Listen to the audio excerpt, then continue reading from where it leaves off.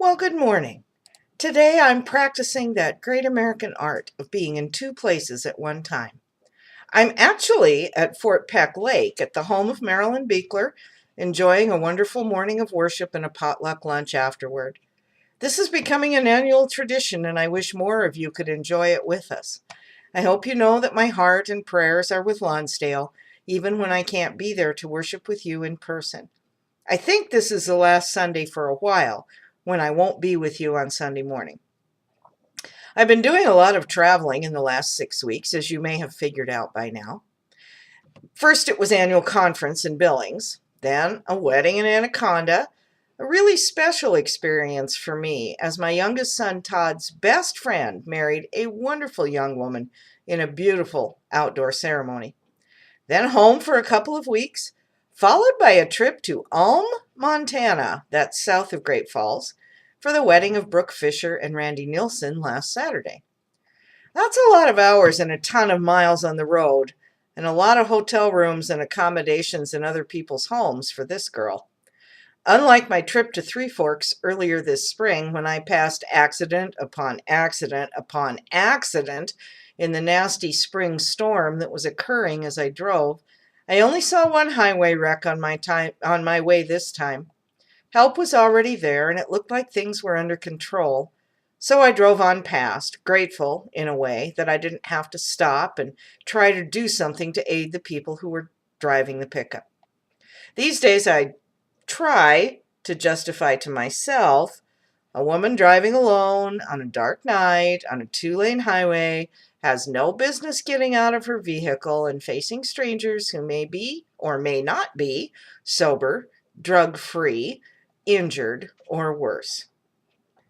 And then there's the issue of hotel rooms on a road trip.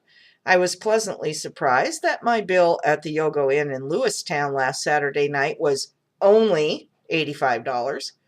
I was expecting to pay a lot more since the hotel was pretty well booked up solid when I made my reservation.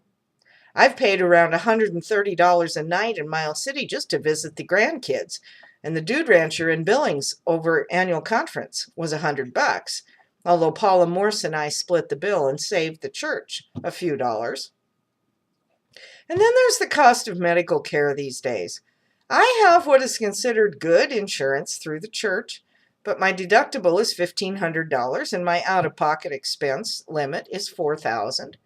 So unless I have major surgery or get really, really sick, neither of which I have any desire or plan to do, my insurance doesn't pay much of my medical expenses. All of these things made me wonder what it would cost to be a good Samaritan these days. The man who stopped to help was not a friend of anyone on the Jericho Road. Samaritans were the enemy, historically and culturally and religiously. The history was hundreds of years old and ran very, very deep. That Jesus would choose a Samaritan to be the good guy illustrates the difficulty people had in defining who was worthy of their help and who should be passed by on the road. There were lots of good reasons why the priest and the Levite made a wide berth around the injured man. Coming in contact with blood made a person unclean and required a lengthy ritual of cleansing and renewal, which was time-consuming. While we may criticize their actions, or lack thereof, in not stopping to help, they were following the law by not touching the wounded man. Maybe they thought he was dead or sleeping. Maybe they were in a hurry and didn't think they had time to stop and help. Maybe they were afraid that it was a trap and the robbers were around the corner waiting to get them, or that the man himself was faking it to draw them in. Who knows what they were thinking? The way this parable is told, it really doesn't matter why they walked around this victim of a brutal crime. It matters that they did, and that the Samaritan didn't. As I was traveling these last few weeks, I wondered what it might be like if I were to come across someone who needed help. Putting myself in the shoes of the Good Samaritan and thinking about the monetary cost of taking care of someone like he did, I don't think I'd be able to do it. I don't have a lot of extra travel budget, and adding another hotel room, even for a night or two, and the astronomical cost of an emergency room visit, maybe a few days in the hospital for someone who probably had no insurance and no resources to pay for it himself, would pretty much be out of my league. Sure, I know how to contact the social worker at the hospital and ask about charity care, although not many people know that it even exists. And the hospitals, for all their compassion and generosity, certainly don't make it known that nonprofit hospitals are required by law to provide a certain amount of care for free or at greatly reduced prices. And I might be able to talk the Salvation Army or another organization into providing a night or two at a local hotel. Maybe the welfare office would know of a resource for free meals. Perhaps one of the churches had someone who could check up on the person and make sure that they were recovering. But to take the person to the hospital myself, or to provide first aid personally and then transport the victim to a local hospital, and to tell the people there to put it on my bill? Wow. Just wow. The very thought makes me cringe. Quite frankly, I'm not sure the hospital or any hotel would take my word for it that I would pay the bill. It's a skeptical, doubting Thomas kind of world out there these days, and I might get laughed out of the building. Short of putting a bundle of cash on the counter and telling them to spend it until it's gone and then call me for more, could a good Samaritan even pull off such a feat nowadays? So, based on economic and social realities, I have just talked myself out of even trying to help. So what if it didn't require money? What if all I had to do was just give someone a ride to the doctor's office, or help them write Christmas cards, or call and check on them occasionally? What if Jesus asks me to watch someone's kids for a couple of hours, or read to a classroom of first graders, or start a Bible study at a retirement home? I will tell you that one of my greatest joys is to be the greeter for the free store at Lonsdale United Methodist Church. It didn't take long for me to start recognizing the faces, although I'm still working on the names, of the people coming through the doors and to know when someone is new. It's even more fun to see people begin to relax and enjoy the cookies, muffins, cupcakes, or bars that we offer for each shopping day. At the beginning, people were hesitant to take a treat and sit down to visit. Now it's common to have a couple or 3 or 4 people accept something to munch on, pull up a chair, and share their lives with us. The workers who help with the shopping have even more stories to tell. I got a text from Nettie, who was manning the store while I was gone to Great Falls last weekend, telling me that we had a new family come from Fairview to shop. They had 5 kids, the youngest of whom was a brand new baby who was supposed to be a boy and turned out to be a girl, which left them with no baby clothes for their newest little one. We've had people who have come to the area to work and left their possessions back home where the weather is warmer year-round, and who need warm jackets and boots and gloves and sweaters. We've provided clothing to kids who have been taken from their homes and have nothing of their own, and to school kids whose parents aren't able to dress them properly. What does all this cost? Time? Energy? A lot of manual labor. A whole lot of planning. A little work to advertise the open shopping days, but most of all, the free store just asks us to be willing to take care of our neighbors, whoever they might turn out to be.